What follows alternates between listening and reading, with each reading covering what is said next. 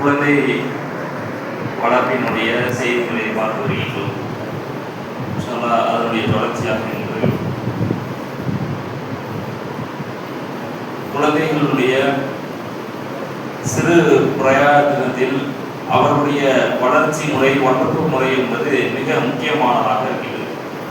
இந்த சிறு வயதில் நாம் அவர்களுக்கு என்ன கற்றுத் தருகின்றோமோ அதைத்தான் அவர்கள் பிற்காலத்தில் வெளிப்படுத்தக்கூடிய நபர்களாக மாறுகிறார்கள்.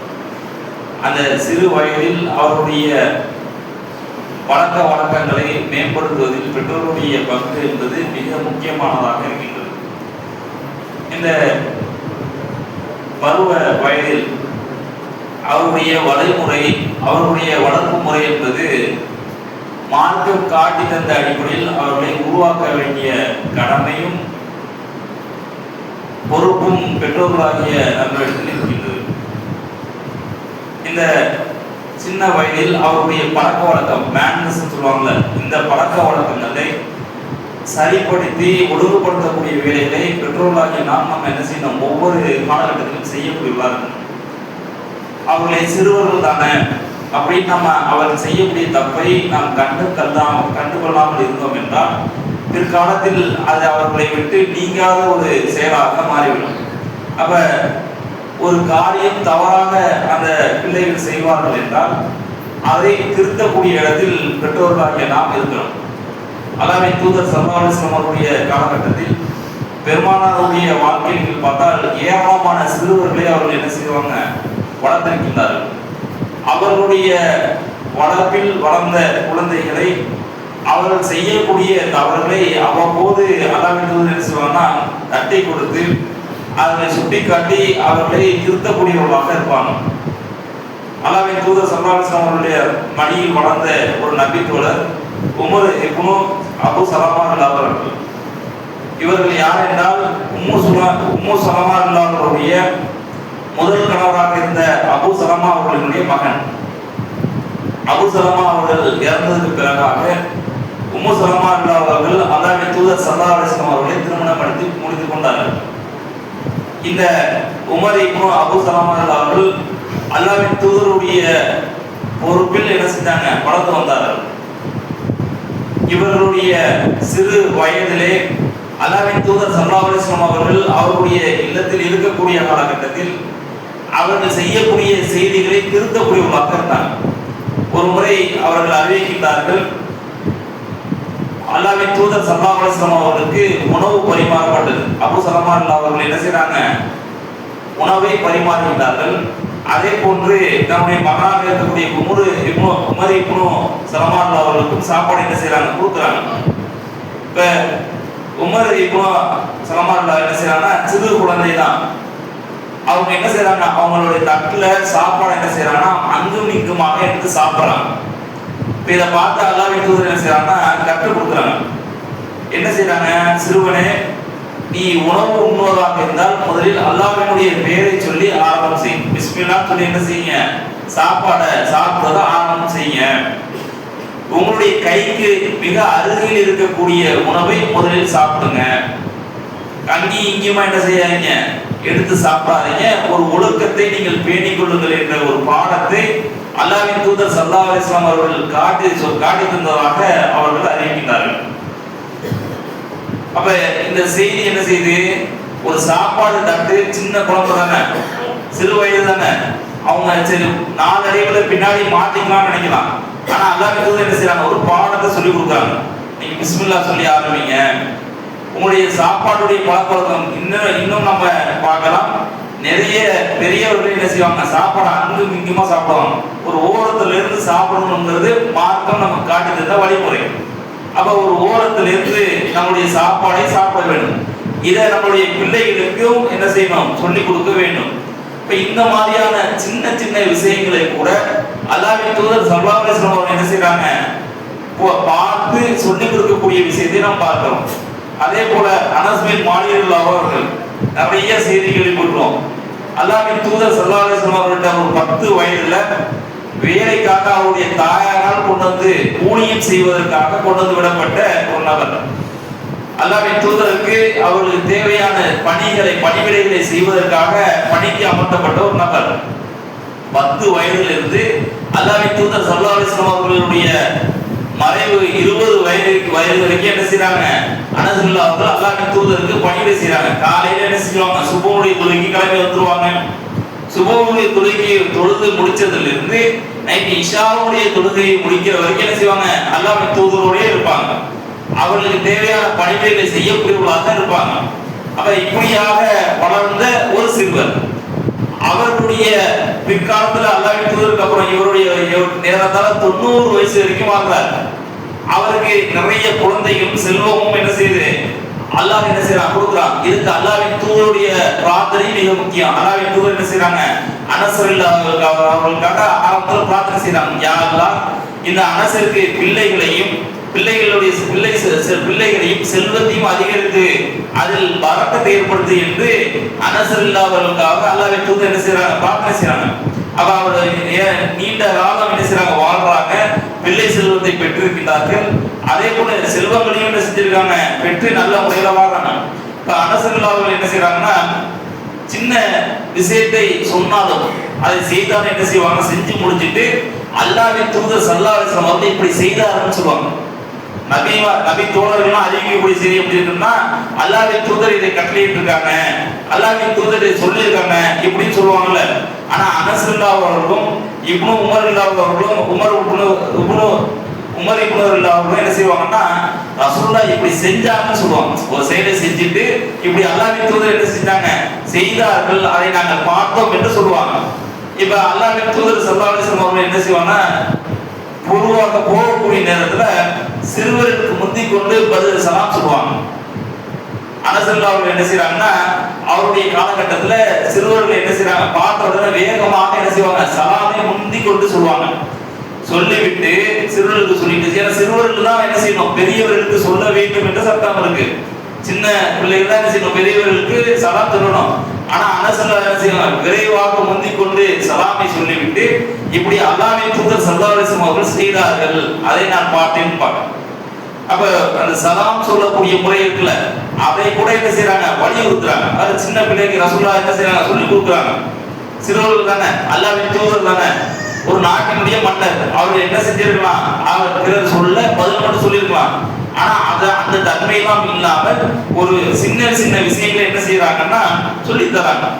அதே போல நிறைய காலகட்டத்தில் நிறைய வேலை இருக்குல்ல. அனஸ் அவர் சொல்றாங்க, இந்த 10 ஆண்டு காலகட்டத்தில் அல்லாஹ்வின் தூதர் ஸல்லல்லாஹு அலைஹி வஸல்லம் அவர்கள் இந்த இடத்துல சீன் கூட சொன்னது கிடையாது. என்னப்பா அப்படி பண்ணிட்டேன்னு கூட கேட்க மாட்டாங்க. எந்த வேலையா இருந்தாலும் செஞ்சுட்டா ஏற்றுக்குவாங்க. இதை ஏன் செய்யல, இது ஏன் இப்படி செஞ்ச, சீன் கூட என்ன செய்ய மாட்டாங்கன்னா, ரசூலுல்லாஹ் அந்த 10 ஆண்டு காலகட்டத்தில் அனஸ் அவர்களை பார்த்து சொன்னதில்லை என்ற செய்தியை அனஸ் அவர்கள் அறிவிக்கின்றார்கள். அப்ப எப்படி அல்லாஹ்வின் தூதர் அந்த சிறுவரை பக்குவப்படுத்திருப்பாங்க, நம்ம நிறைய நேரத்தில் கேள்விப்பட்டிருப்போம். அல்லாஹ்வின் தூதர் ஸல்லல்லாஹு அலைஹி வஸல்லம் என்ன செய்றாங்க, ஒரு வேலைக்காக அனஸ் அவர்களை அனுப்புறாங்க.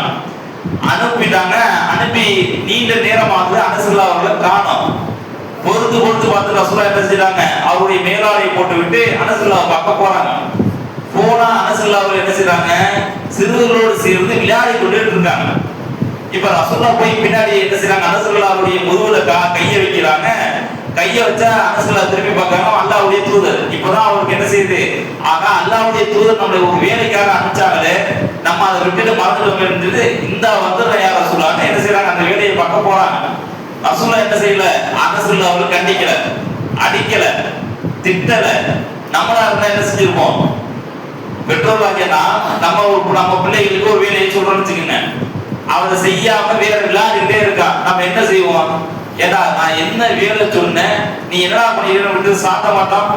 ஆனா அல்லாஹ்வின் தூதர் என்ன செய்றாங்க, ஒரு உதவி செய்யக்கூடிய ஒரு உதவி பணியாளராக இருக்கக்கூடிய அனஸை கூட அல்லாஹ்வின் தூதர் என்ன செய்யல, கண்டிக்கல, திட்டல, அடிக்கல. அப்ப ஒரு பக்குவப்படுத்தி அல்லாஹ்வின் தூதர் என்ன செய்றாங்க, சிறுவர்கள்லாம் அப்படித்தான் இருப்பாங்க என்று அவர்களுக்கு ஞாபகம் ஊட்டிய செய்தியை நம்ம என்ன செய்யறோம், பார்க்கிறோம். இப்படி நிறைய விஷயங்களை சிறு பிரயாணத்திலே அந்த பிள்ளைகளுக்கு பக்குவப்படுத்த வேண்டும். அல்லாஹ்வின் தூதர் என்ன செய்ய மாட்டாங்கன்னா, அமல்களை பொறுத்த வரைக்கும் சிறுவர்களுக்கு என்ன செய்ய மாட்டாங்க, ஆர்வம் கூட்ட மாட்டாங்க. நீ தொழுது நோம்பு இப்படி என்ன செய்ய மாட்டாங்கன்னா செய்ய மாட்டாங்க. ஆனா நபி தோழர்கள் என்ன செஞ்சாங்கன்னா, அவங்களுடைய பிள்ளைகளை இந்த மார்க்க அடிப்படையில் அவர்களை வளர்க்க வேண்டும் என்று அவர்களுக்கு அமல்களை அதிகமாக ஆர்வம் ஊட்டக்கூடியவர்களாக இருந்தாங்க. நபி தோழியர்கள் சகாபாக்களுடைய மறைமார்கள் சகாபிய பெண்மணிகள் பேசுவாங்க, அவங்க பிள்ளைகளை நோன்பு வைப்ப ஆர்வம் ஊட்டுவாங்க. தமிழ்நாடுடைய மாதம் தானே, அந்த மாதங்கள்ல என்ன செய்வாங்க, சின்ன பிள்ளைகளை ஒரு 5 வயசு 7 வயசு இந்த மாதிரியான பிள்ளைகள் என்ன செய்வாங்கன்னா ஆர்வம் ஊட்டுவாங்க. நோன்பு வைக்கிறதுக்கு சகருடைய நேரத்துல சாப்பாடு கொடுத்து நோம்பியே வைக்க சொல்லிடுவாங்க. வச்சா என்ன செய்யும், இன்னைக்கு ஸ்கூலுக்கு போயிட்டு வந்தா பசங்க சாப்பிட வந்துருவான், வீட்டுல இருந்தா என்ன செய்வான் 1 மணிக்கெல்லாம் பசிக்குதுன்றுவாங்க. பிள்ளைங்க என்ன செய்யும் 1 மணிக்கெல்லாம் பசிக்குதுன்றோம். அதே மாதிரி அந்த காலத்துல அந்த பிள்ளைகள் அப்படித்தானே, அந்த சின்ன ஒரு குறிப்பிட்ட காலகட்டம் வந்தோடனே என்ன செஞ்சிருமா, பிள்ளைகள் எல்லாம் பசிக்குதுன்னு சொன்னோடனே அந்த சகாபிய பெண்மணி என்ன செய்வாங்கன்னா அந்த பிள்ளைகளுக்கு ஆசுவாசப்படுத்தி பொறுக்க சொல்லி என்ன செய்வாங்க, வேடிக்கைகளை காட்டி அதே அந்த திசை அவர்களுடைய கவனத்தை திசை மாற்றி மகளினுடைய நேரை வரைக்கும் என்ன செய்வாங்கன்னா அவர்களை நோம்பு பிடிக்க வைத்து அவர்களை என்ன செய்வாங்க கவனத்தை திசை மாற்றி அந்த நோம்பு திறப்பு முழுமை அந்த நோன்பை முழுமைப்படுத்தக்கூடிய பழக்கத்தை செய்கின்றார்கள் என்ற செய்தியை நம்ம பார்க்கிறோம். அப்ப சின்ன வயதிலே நோம்பு வைக்கணுங்கிற ஒரு செயலை கொஞ்சம் கொஞ்சமாக அந்த பிள்ளைகளுக்கு நம்ம பக்குவப்படுத்தி கொண்டு வந்துட்டோம்னா ஒரு 10 வயது வரும்போது அவனுக்கு ஈஸியா நோம்பு, ரமலான் மாசம் வந்துட்டா நோம்பு வைக்கணும். இப்ப ரமலான் மாசம் வந்துட்டா நம்ம நோம்பு வைக்காம இருப்போமா, அந்த மாதத்துல நாம் நோன்பு வைக்காமல் இருப்பது என்பது நம்ம பெரிய பாரதமா இருக்கும். ஒரு உடல்நிலை சரியில்லாம 1 நாள் 2 நாள் நோன்பு விட்டா கூட நமக்கு எப்படி இருக்கும், ஆனா இந்த நோன்பே வச்சிருக்கலாம் போல இருக்கு, நாளே போக மாட்டேங்குது, அப்படி சிரமப்படுவோமா இல்லையா? ஏன் நம்ம அந்த ஒரு பழக்கத்துக்கு பழகிட்டோம். மற்ற மாதங்கள்ல எடுத்து வைக்கணும்னு சொன்னா கூட நம்மளால வளையாது, விடுபட்ட நோன்பை எடுத்து வைக்கிறா கூட ரொம்ப சிரமப்படுவோம். ஆனா இந்த ரமலான் மாதத்துல பாத்தீங்கன்னா அந்த நோன்பு வைப்பது என்பது ரொம்ப இலகுவா இருக்கும். அது விடுறதுதான் நமக்கு என்ன செய்யும், பெரிய பாரதூரமான ஒரு காரியம் போல இருக்கும். அந்த பொழுது ரொம்ப சிரமமாக கிடையும். அப்ப ஒரு பழக்கம் என்ன செய்யுது, மனிதனுடைய வாழ்க்கை பிற்காலத்தில் என்ன செய்யும், மாற்றும். அப்ப சிறு பிள்ளைகள் தானே என்று நாம் கவனக்குறைவாக விட்டு விடாமல் அவர்களை பக்குவப்படுத்தி நவர்த்தக்கூடிய வேலையை நாம் பார்க்கணும். அதே போல தவறுகளை செய்தால் அதை சுட்டி காட்டி அவருடைய தவறுகளை திருத்தக்கூடியதாக இருக்கணும். அல்லாஹ்வின் தூதர் ஸல்லல்லாஹு அலைஹி வஸல்லம் அவருடைய பேரமார்கள் ஹுசைன் அங்கே மஸ்ஜிதுன் நபவி பள்ளிவாசல் என்ன செய்து ஜகாத்துடைய பொருள் கொட்டி கிடக்கும், பேரிச்சம்பழங்கள் கோதுமை எல்லாம் கொட்டி கிடக்கும். ஒரு கட்டத்துல என்ன செய்யறாங்கன்னா ஹசன் அவர்கள் என்ன செய்யறாங்க, அந்த பேரிச்சம்பழத்தை எடுத்து வாயில போட்டுறாங்க. இப்ப ரசூலுல்லாஹ் என்ன செய்யறாங்க பார்த்தாங்க, அவங்க சிறுவர் தான், ஆனா அல்லாஹ்வின் தூதர் என்ன செய்யறாங்க பார்த்து விட்டு அடிக்கல திட்டல, என்ன செய்யறாங்க அவருடைய விரல்களால் அவருடைய பேர வாயிலிருந்து அந்த பேரிச்சம்பழத்தை வெளில எடுத்துட்டு என்ன செய்யறாங்க, அல்லாஹ் வந்து நபியினுடைய குடும்பத்தாருக்கும் இந்த ஜகாத்து பொருளை அல்லாஹ் ஹராமாக்கவில்லையா, அதை நீங்கள் உண்ணக்கூடாது என்ற அறிவுரை சின்ன பிள்ளைக்கு என்ன செய்யறாங்க சொல்லி கொடுக்காங்க. நம்ம என்ன செய்வோம், சின்ன பிள்ளை தானே என்ன செய்யுது போது பரவாயில்ல அப்படின்றோம். ஒரு சாப்பாடு தட்டில் போட்டு கொடுக்கணும்னு வச்சுக்கோங்களேன், அந்த பிள்ளைகள் என்ன செய்யும் கீழே கொட்டி சாப்பிடும். நம்ம அப்படியே தட்டை வச்சுட்டு பொதுவா தட்டுக்கு வெளியில என்ன செய்யும் சாப்பாடுலாம் சிந்தி கிடக்கும். நம்ம என்ன செய்வோம், சின்ன பிள்ளைதானே விட்டுருவோம், தப்பு இல்லை, பிள்ளைகள் அப்படித்தான் சாப்பிடுவோம். மனத்தத்துவம் என்ன செய்யறாங்கன்னா குழந்தைகளுடைய அந்த குழந்தைகளுடைய எண்ணமே எப்படி இருக்குமா, நீங்க என்ன சாப்பாடு தட்டில் போட்டு கொடுத்தாலும் சரி அதை கீழே கொட்டி அதுல இருந்து எடுத்து சாப்பிடலாம் அந்த பிள்ளைகள் விரும்புமா. அப்படிதான் பிள்ளைகளுடைய இயல்பே அப்படிதான் அல்லாஹ் வச்சிருக்கான். அப்ப இருந்தாலும் பெற்றோர்களாகிய நாம் என்ன செய்யணும்னா அந்த பிள்ளைகளுக்கு அதை பக்குவப்படுத்தணும், கொஞ்சம் கொஞ்சமா சொல்லணும், இல்ல இப்படி செய்யாதீங்க, நீங்க என்ன செய்யணும் அளவோடு எடுத்து சாப்பிடுங்க, கீழே சிந்தாதீங்க, இது அல்லாஹ் கொடுத்த அறிவுரை, இப்படி எல்லாம் நாம் சொல்லி வளர்த்தா அந்த உணவுடைய வீண்வரையத்தை அந்த பிள்ளைகள் செய்யும், சிறு பிராயத்துல தெரிஞ்சுக்குமா இல்லையா? அப்ப சாப்பாடு தட்டுல வைக்கிறதா கூட என்ன செய்வாங்க, அதை அளவாக வைத்து சாப்பிடக்கூடியவா இருப்பாங்க. இன்னைக்கு பாக்குறோம் நிறைய பெரியவர்கள் இடத்துல இருக்கக்கூடிய விஷயம், சாப்பாடுடைய விஷயத்துல ரொம்ப பொடுப்போக்கா இருப்பாங்க. நிறைய என்ன செய்வாங்க சாப்பாடை வாங்கிக்குவாங்க, தட்டு நிறைய என்ன செய்வாங்க சாப்பாடை வச்சுக்குவாங்க. ஆனா அதுல பாதிதான் அவர்களால சாப்பிட முடியும், அது அவங்களுக்கும் தெரியும். ஆனா என்ன செய்வாங்க நிறைய வைத்து கொண்டு வீடுகள்ல பெரும்பாலும் அந்த மாதிரி நடக்காது, ஆனா வெளியிடங்கள்ல பொது சபையில என்ன செய்வாங்க சாப்பாடை வச்சுட்டு பாதியை சாப்பிட்டு பாதியை கொண்டு போய் என்ன செய்வாங்க குப்பையில போடுவாங்க. இது மார்க்க அடிப்படையில் தப்பு தானே. இன்னும் சொல்ல போனா இன்னும் எங்கே அதிகமா நடக்குன்னா பொது சபைகள்ல, உமரா செல்லக்கூடிய இடங்கள்ல, ஹஜ்ஜினுடைய இடங்கள்ல எல்லாம் இதை பார்க்க முடியும். அங்க என்ன செய்வாங்க பஃபே சர்வீஸ் சாப்பாடு வச்சிருப்பான், அந்த சாப்பாடை எடுத்து வேணுன்றதை எடுத்துக்கிட்டு அப்படி வச்சிருக்கான். இவருக்கு என்ன செய்வாங்கன்னா எல்லாத்தையும் சாப்பிட்ற மாதிரி எடுத்து வச்சுக்கிட்டு எல்லாத்தையும் கொஞ்சம் கொஞ்சம் சாப்பிட்டா அப்படியே அந்த தட்டை கொண்டு போய் என்ன செய்வாங்க குப்பை தொட்டியில போடுவாங்க. அதனுடைய பாதிப்பு நாளை அதை பற்றியான கேள்வி நம்ம எடுத்து வர்றாரா? இதனுடைய விஷயம் என்ன? நமக்கு அது மாதிரி சொல்லி வளர்க்கப்படாதனால அது யாரோ உணவுன்னு நினைக்கிறோம். நமக்கு கொடுத்த உணவு அது, அல்லாஹ் நமக்கு ஏற்படுத்தி தந்த உணவு. இது குறித்து நாளை மறுமையில கேள்வி கேட்க மாட்டானா? அல்லாஹ்வின் தூதர் ஸல்லல்லாஹு அலைஹி வஸல்லம் அவருடைய சில காலகட்டத்தில் நடந்த ஒரு சம்பவம். ரசூலுல்லாஹ் என்ன செய்றாங்க, வெறும் பசியினுடைய தாக்கம் தாங்க முடியாம வீட்டுல இருந்து வெளில வராங்க. ரொம்ப பசி. வெளியில வந்து பார்த்தா உமர் அவர்களும் அபூபக்கர் அவர்களும் வெளில நிக்கிறாங்க. கேட்கறாங்க, என்ன நிலைமை அப்படின்னா, எங்களால பசியை தாங்க முடியல யா ரசூலுல்லாஹ், ஏதாவது உணவு கிடைக்குமா நாங்க என்ன செஞ்சோம் தேடி வெளியில வந்திருக்கோங்கிறாங்க. இப்ப ரசூலுல்லாஹ் சொல்றாங்க, நானும் உங்களை எது வெளிப்படுத்தியதோ நானும் அதே காரணத்திற்காக தான் வெளியிலே வந்திருக்கிறேன் என்று சொல்லி 3 நபர்களும் சேர்ந்து ஒரு சஹாபியினுடைய தோட்டத்துக்கு போறாங்க, வீட்டுக்கு போறாங்க. வீட்டுக்கு போனா அவர் இல்ல, அவருடைய மனைவி தான் இருக்காங்க. அமர்ந்திருக்கக்கூடிய சில நேரத்துல என்ன செய்யறாங்கன்னா, அந்த சஹாபி வந்துடுறாரு. அவர் அல்லாஹ்வின் தூதரை பார்த்தோன்னா சந்தோஷம் தாங்க முடியல. என்ன செய்யறாரு, வேகமாக அவர் என்ன செய்யறாரு, தோட்டத்துல போயிட்டு பேரிச்ச பழங்களை பறிக்கிறார். ரசூலுல்லாஹ் சொல்றாங்க, நல்ல ரொம்ப கனிந்த பழங்களாக ரொம்ப காயா பறிச்சுறாங்க, செங்காயா பறிங்க, அது நல்லா சுவையா இருக்குங்கிறாங்க. அவர் என்ன செய்யறாரு, பேரிச்ச பழங்களை பறித்து கொடுத்தாரு. குடிப்பதற்கு தண்ணீர் எடுத்து கொடுத்து தராரு. அதே போல என்ன செய்யறாரு, ஒரு ஆட்டை அறுக்க போறாரு, விருந்து வைக்கணும். ஏன்னா ரசூலுல்லாஹ் விருந்து வைக்கணும். அப்ப அல்லாஹ் என்ன செய்யறாங்க, குட்டி போட்ட ஆட்டை என்ன செய்யறாங்க, பால் கொடுக்கக்கூடிய ஆட்டை அறுத்துறாதீங்கிறாங்க. இப்ப என்ன செய்யறாரு, போய் அவர் ஆட்டை அறுத்துறாரு. ரசூல் ஸல்லல்லாஹு அலைஹி வஸல்லம் இப்ப இந்த தருணத்துல சாப்பிட்டது என்னது, தண்ணி பெருச்சவனும். இப்ப உமர் அவர்களுக்கும் அபூபக்கர் அவர்களுக்கும் அல்லாஹ் சொல்றாங்க, இது அல்லாஹ்வுடைய அருட்கொடை. இந்த அருட்கொடை குறித்து நீங்கள் மறுமையில் விசாரிக்க முடியுங்க. சாப்பிட்டது என்ன செய்யுது, வெறும் தண்ணி பேச்சவளம் தான். இதை பத்தி அல்லாஹ் சொல்றாங்க, அந்த நிழல், மரத்துல நிழல் உட்கார்ந்துருக்காங்க, இந்த நிழலை அனுபவிக்கக்கூடிய இந்த நிழல் குறித்தும், நீங்கள் பருகிய தண்ணீர் குறித்தும், நீங்கள் சாப்பிட்ட இந்த பேரிச்சம்பழம் குறித்தும் நாளை மறுமையில் அல்லாஹ் உங்களை விசாரிப்பான்னு. இன்னைக்கு நமக்கு கொடுத்தது அறுப்படை என்ன, எவ்வளவு அறுப்படை தந்திருக்கான். நம்மளுடைய காசு போட்டு வானாதான் நம்ம உணவும் இல்லை. நமக்கு வேற வழியில அன்பளிப்பாக வந்தாலும் சரி, பிறகு சந்தோஷத்தில் கொடுத்தாலும் சரி, அது நம்மளுடைய பொருள் தான், அது நம்ம பக்கத்துல வந்துருச்சு. அப்ப அதை என்ன செய்யக்கூடாது, வேஸ்ட் பண்ணக்கூடாது, அளவாக பயன்படுத்த வேண்டும். இது குறித்தான கேள்வி நாளை மறுமையில இருக்கின்ற அச்சம் வரணும். அப்ப பெரியவர்களாக நாம் இதுல பக்குவப்படுத்தோம்னா நம்ம பிள்ளைகள் அதை வேஸ்ட் பண்ணக்கூடிய நேரத்தில் நம்ம என்ன செய்வோம், அவர்களுக்கு சொல்லி கொடுத்து வளர்ப்போம். அப்ப இந்த சின்ன சிறு வயசுல அவர்களுடைய செயல்கள்ல நிறைய செயல்கள் வித்தியாசப்படும்.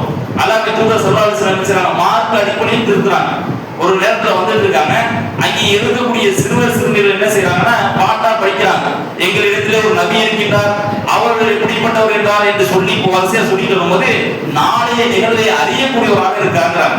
ரசூலுல்லாஹ் என்ன செய்யறாங்க, பாட்டு நாளைய நிகழ்வு எனக்கு தெரியாது, சின்ன பிள்ளை தானே தெரியாம பாட்டு சொல்லிட்டு போயிருக்கலாம். ஆனா ரசூலுல்லாஹ் என்ன செய்யறாங்க, கண்டித்து அதை என்ன செய்யறாங்க, திருத்தக்கூடிய வேலையை பாக்குறாங்க. அப்படி பாடாதீங்க, மறைவான ஞானம் எனக்கு இல்ல என்று அல்லாஹ்வின் தூதர் ஸல்லல்லாஹு அலைஹி வஸல்லம் என்ன செய்யறாங்க, அந்த பிள்ளைகளுக்கு பக்குவப்படுத்தி அவர்களுக்கு செய்தியை சொல்லி கொடுத்த செய்தியை நம்ம பார்க்கிறோம். அப்ப இப்படியாக ஒவ்வொரு செயல்பாடும் சின்ன பிள்ளைகள் தானே அப்படியே இருக்கிறாமல் அது உலகம் சார்ந்த விஷயமாக இருக்கணும், பக்குவப்படுத்தணும். பிள்ளைகள்கிட்ட முன்பெல்லாம் ஒரு விஷயம் இருந்துச்சு. எப்படி இருந்துச்சுன்னா, தாய் தந்தை என்ன செய்வாங்க, நல்ல பேர் வாங்கணும், என்ன செய்யக்கூடாது, கெட்ட பிள்ளைன்னு பேர் வாங்கிட கூடாது அப்படின்னு சொல்லி வளர்ப்பாங்க. ஏன் மற்றவங்கள்ட்ட நல்ல பேர் வாங்க வேண்டும் என்று சொல்லி வளர்ப்பாங்க. இன்னைக்கு அப்படின்னா இல்ல, யாரை பத்தி கவலைப்படாத, நீ நான் என்ன செய்யுது, நான் அத்தா அம்மா நம்ம பிள்ளை, இதுதான் குடும்பம், நீ என்ன வேணா செய்யுங்கிற மாதிரி பிள்ளைகள் தவறு செய்தாலும் சின்ன பிள்ளைகள் தானே கண்டிக்காமல் என்ன செய்யறாங்க இருக்காங்க. கண்டிக்க வேண்டும், அது எப்படி கண்டிக்கிறது நம்ம அடுத்து பார்ப்போம். ஆனா அவர்களை ஒழுங்குபடுத்தக்கூடிய வேலையை நாம் அவ்வப்போது செய்து கொள்ளக்கூடிய மக்களாக இருக்க வேண்டும். அப்படித்தான் நாம் வளர்த்தோம் என்றால் அந்த பிள்ளைகளை என்ன செய்யலாம், மறுமை நாளைக்கு அவர்கள் வளர்ந்து வரக்கூடிய பக்குவப்பட்ட பிள்ளைலாம் வரணும். இல்லைன்னு வச்சுங்களேன், அவங்கள்ட்ட ஒழுக்கமே இருக்காது. ஒரு காலகட்டத்துக்கு மேல நீங்க அதை புகழ்த்தலாம் முடியாது. ஒரு வயசு